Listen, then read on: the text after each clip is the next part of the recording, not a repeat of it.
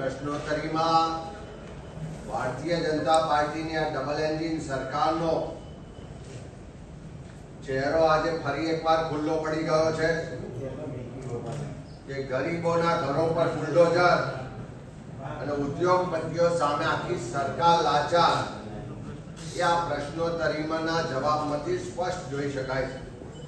આજે વિધાનસભામાં જે પ્રશ્નોત્તરીમાં 33 નંબરના પ્રશ્નમાં સરકારી જમીન ગૌચરની જમીન પર જે ઉદ્યોગપતિઓના દબાણ છે એ બાબતના પ્રશ્નના જવાબમાં જે સરકારે જવાબ આપ્યો છે કે હજીરા ખાતે Arcelor Mittal steel India company છે એના દ્વારા સરકારી જમીન એટલે કે 173 હેક્ટર જમીન પર દબાણ કરવામાં આવ્યું છે અને આ પહેલી વખત નહીં, છેલ્લા કેટલાય વર્ષોની વિધાનસભાની પ્રશ્નોત્તરી જોશો તો દર વખત સરકાર રેકોર્ડ પર મૂકે છે કે આ કંપની દ્વારા અલગ અલગ સર્વે નંબરમાં કેટલાય વર્ષોથી દબાણ કરવામાં આવ્યું છે અને કેટલા વર્ષોથી દબાણ એના પુરાવા પણ છે।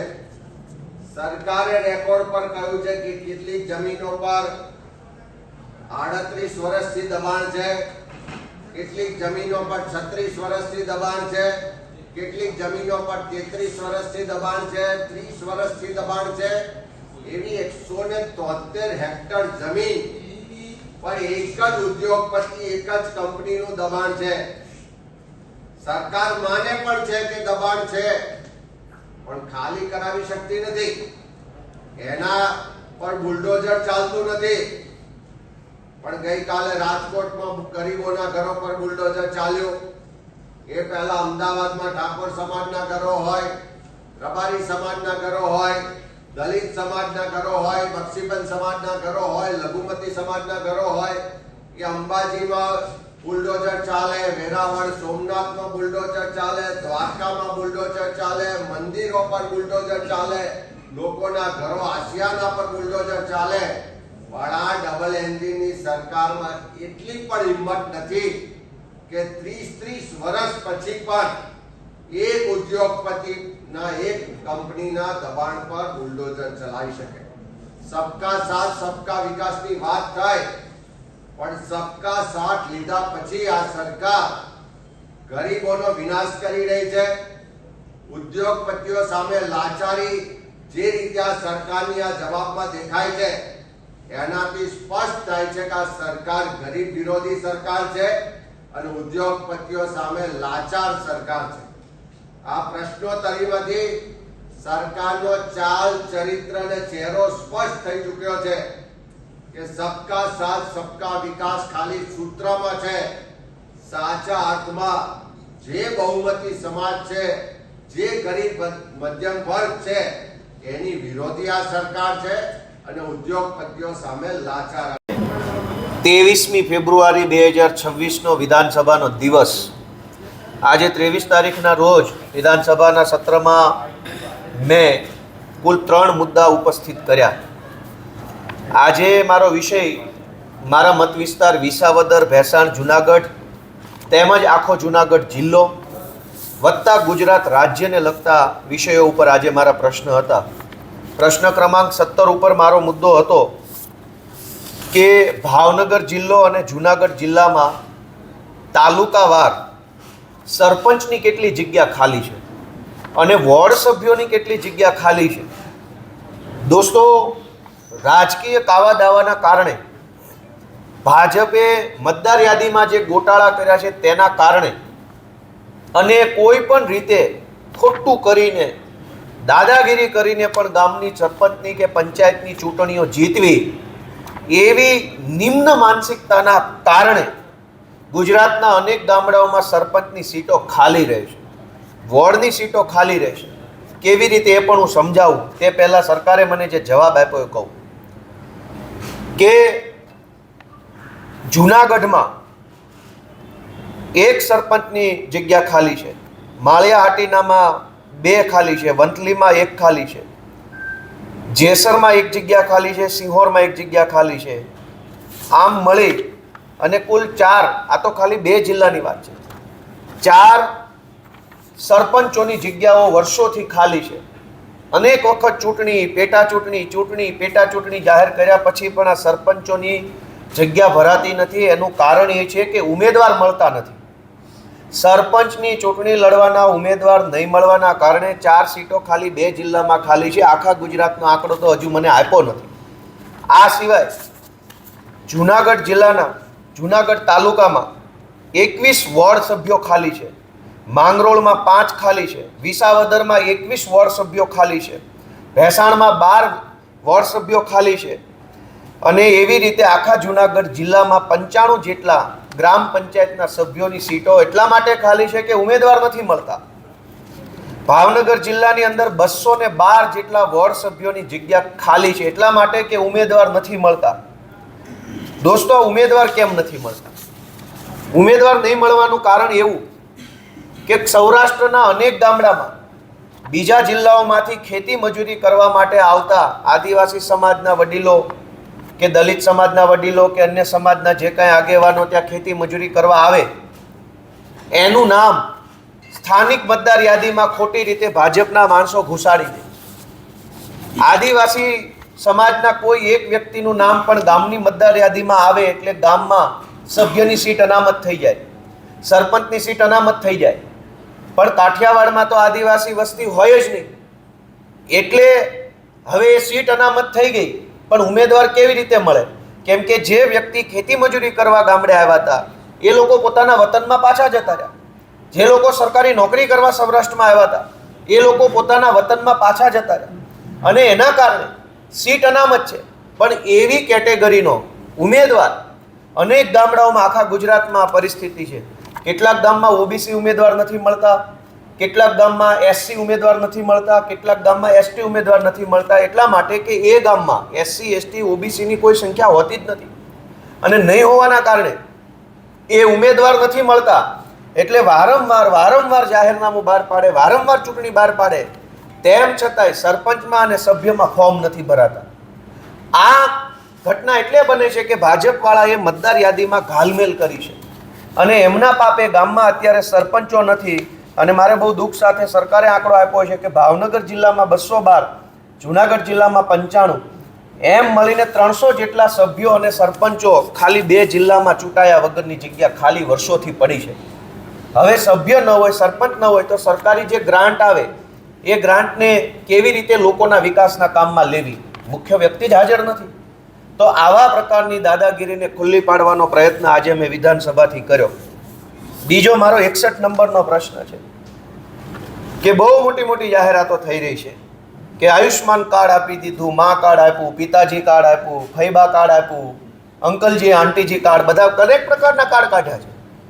પણ આ કાર્ડની વરવી વાસ્તવિકતા શું છે એ આજે વિધાનસભામાં જવાબ આપ્યો કે માત્ર સુરત શહેર અને માત્ર રાજકોટ શહેર, આ 2 શહેરોમાં છેલ્લા 2 વર્ષમાં સરકારે 1712 કરોડ રૂપિયા પ્રાઇવેટ હોસ્પિટલોને ચૂકવી દીધા. આ 1712 કરોડ રૂપિયામાંથી સરકારી હોસ્પિટલ બનાવી હોત તો લોકોને શાનદાર સરકારી સુવિધા મળે. અરવિંદ કેજરીવાલે દિલ્હીમાં અને અત્યારે હાલ પંજાબમાં આમ આદમી પાર્ટીની સરકારે પ્રાઇવેટ હોસ્પિટલો નથી બનાવી, સરકારી હોસ્પિટલો બનાવી. એમાં સરકારી સ્ટાફની ભરતી કરી, એમાં રોજગાર મળ્યો, દવા મળી, સારવાર મળી અને સરકારને પણ આશીર્વાદ મળે. જ્યારે ગુજરાતમાં ભાજપની સરકારે માત્ર સુરત, રાજકોટ 2 શહેરોમાં 1712 કરોડ રૂપિયા જેટલા જનતાના ટેક્સના પૈસા પ્રાઇવેટ હોસ્પિટલોને ચૂકવી દીધા. તો આ 1712 કરોડ રૂપિયામાંથી દરેક તાલુકે એક સારામાં સારી 100 કરોડની હોસ્પિટલ બનાવી શકાય હોત. દરેક તાલુકે 100 કરોડના ખર્ચે શાનદાર સરકારી શાળાઓ, સરકારી દવાખાનાઓ ખોલી શકાય. 1700 કરોડમાંથી કમસે કમ 17 જેટલી સારામાં સારી સરકારી હોસ્પિટલો ખોલી શક્યો હતો. અને આ તો ખાલી સુરત રાજકોટનું છે.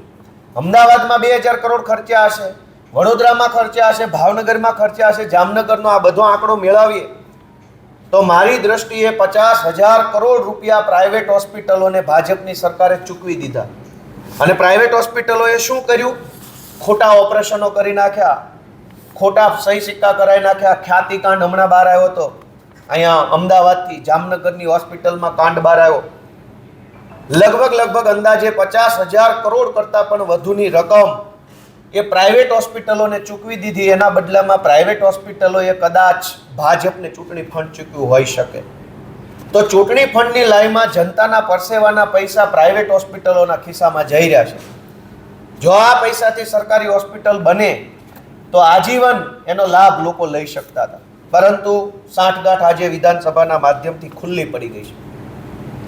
બીજો મારો પ્રશ્ન એ હતો કે અદાણી કંપની અને એસઆર કંપની પાસેથી સરકાર વીજળી ખરીદે છે, તો આ વીજળી ખરીદવાના એગ્રીમેન્ટ અને વીજળીમાં કેટલો ભાવ વધારો આપ્યો અને સરકારે કેટલી વીજળી ખરીદી એ પ્રશ્ન પૂછ્યો. કારણ કે દિલ્હીમાં અરવિંદ કેજરીવાલની સરકારે 300 યુનિટ વીજળી મફત આપવાની દેશના ઇતિહાસમાં પહેલીવાર શરૂઆત કરી. પંજાબમાં આમ આદમી પાર્ટીની ભગવંત માનની સરકાર હાલમાં પણ 300 યુનિટ વીજળી મફત આપે છે.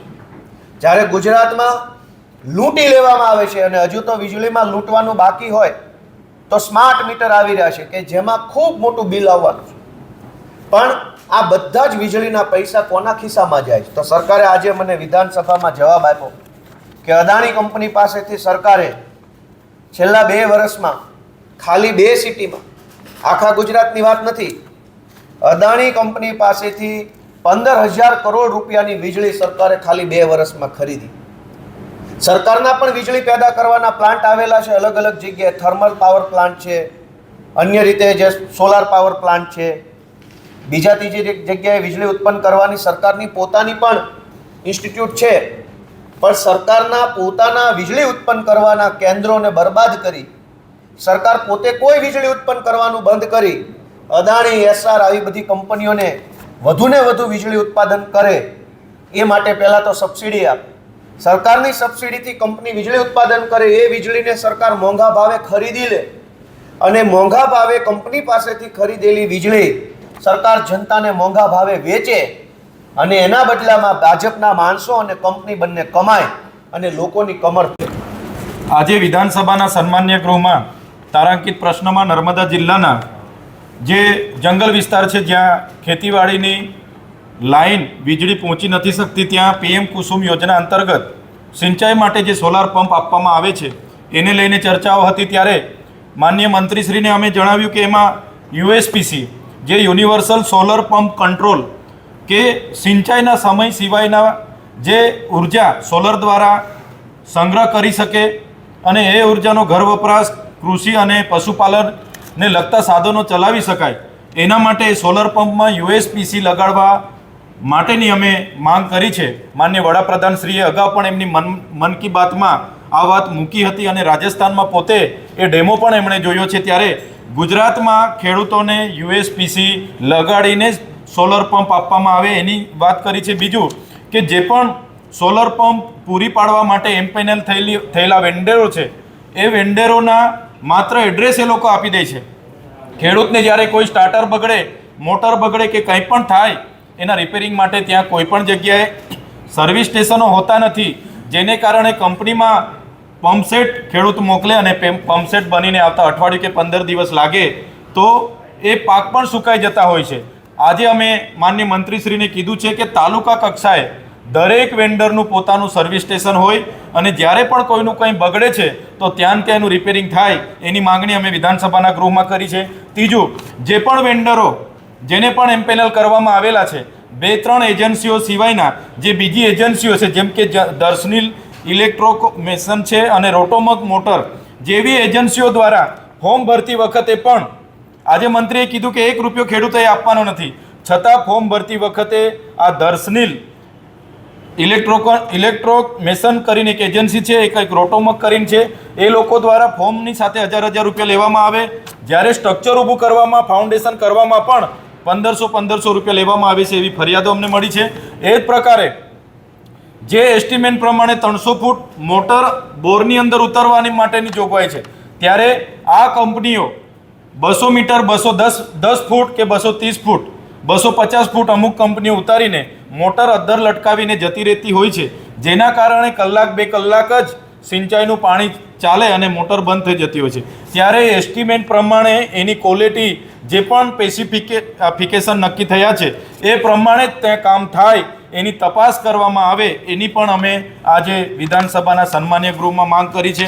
બીજો જે મારો તારાંકિત પ્રશ્ન હતો કે નર્મદા અને છોટાઉદેપુર જિલ્લામાં જેટલા પણ પ્રાથમિક આરોગ્ય કેન્દ્ર છે, સામૂહિક આરોગ્ય કેન્દ્ર છે, જનરલ હોસ્પિટલો છે, એમાં સંવર્ગનો કેટલી જગ્યાઓ ખાલી છે? તો આપ જોઈ શકો છો લગભગ 30% જેટલી જગ્યાઓ તમામ વર્ગ 1, વર્ગ 2, વર્ગ 3 અને વર્ગ 4ની આજે એ વિસ્તારમાં ખાલી છે. એ જ પ્રકારે અમે આરોગ્યમાં જ્યારે આ વર્ષે પણ 25,000 કરોડથી વધુ બજેટ ફળવાયું છે. અમે આરોગ્યમાં આટલું મોટું બજેટ હોય તો અમે PMJY અંતર્ગત નર્મદા અને છોટાઉદેપુર જિલ્લામાં કેટલા કાર્ડ ધારકોને એમાં લાભ આપવામાં આવ્યો એની પણ માહિતી માંગી છે. ત્યારે નર્મદામાં એમણે કીધું કે નર્મદામાં છેલ્લા 2 વર્ષમાં 30 કરોડની સારવાર હેઠળ જોગવાઈ કરવામાં આવી અને છોટાઉદેપુરમાં 47.21 કરોડની છેલ્લા 2 વર્ષમાં જોગવાઈ કરવામાં આવી.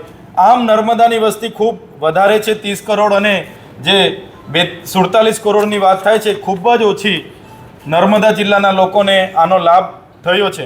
એ જ પ્રકારે સાથીઓ મારો જે 84 ક્રમાંકનો જે પ્રશ્ન હતો વિધાનસભાના સન્માન ગૃહમાં એનો જવાબ માન્ય મંત્રીશ્રીએ જે આપ્યો છે.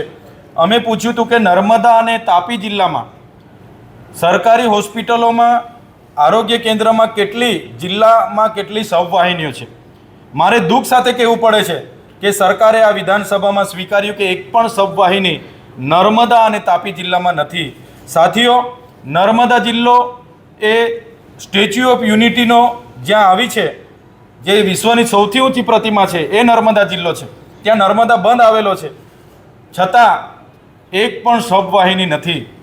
કોઈનું મૃત્યુ થાય છે એને લઈ જવા માટે ટ્રેક્ટરના ડાલામાં બેસાડી નાખીને લઈ જવું પડે છે, પિકઅપના ડાલામાં લઈ જવું પડે છે, ક્યાંક ને ક્યાંક ઝોલીમાં લઈ જવું પડે છે. આ સ્ટેચ્યુ ઓફ યુનિટીના નર્મદા જિલ્લાની વરવી વાસ્તવિકતા છે.